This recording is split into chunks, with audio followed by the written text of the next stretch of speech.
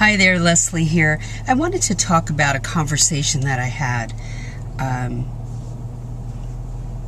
on Monday with a cousin. We had, unfortunately, a dear cousin of mine passed away on the 15th of July, and way too soon, a baby cousin of mine, from cancer. And his sibling and I were talking about how we had to break out of the box as we were growing up that our families were trying to impose on us, because, as I've said in other videos, a lot of our family weren't allowed to dream. They hadn't even thought of it. Like, what would they like to be? It was just to survive, get a job to survive. And I've done that too. But when I started to think about what would I really like to do, I ended up in the legal field. And my goal was always to teach, which I'm doing now. But I didn't know when that would happen. And so I had to think outside the box and think in a creative way. That what are my gifts? I know I have that side of me that when I'm working, I'm very organized. But when I'm in an artistic mode, which I do when I'm home and I'm creating art of some type, I'm in a creative mode. But you can be creative and logical too.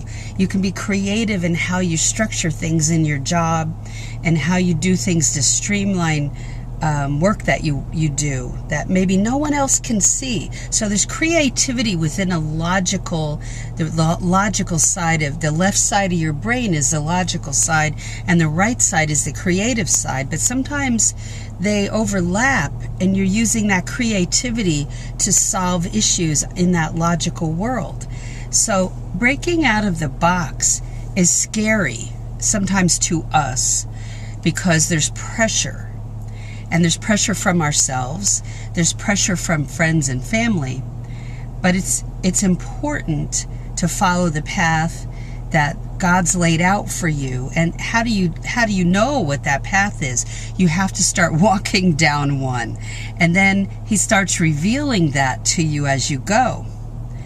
And you don't have to be trapped inside someone else's idea for you.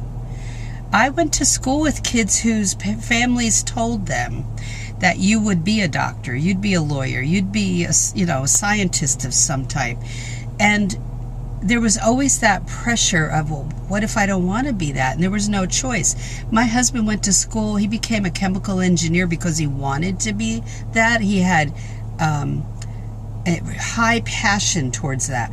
But he went to school with people who didn't have that passion. They would get really frustrated. They had no interest in engineering of any kind. I had a friend whose father insisted that he and his brother go to engineering school in New Jersey, and they had no interest in that. Especially the brother that I knew very well, and he ended up being a musician. He's still a musician. That's his happy place.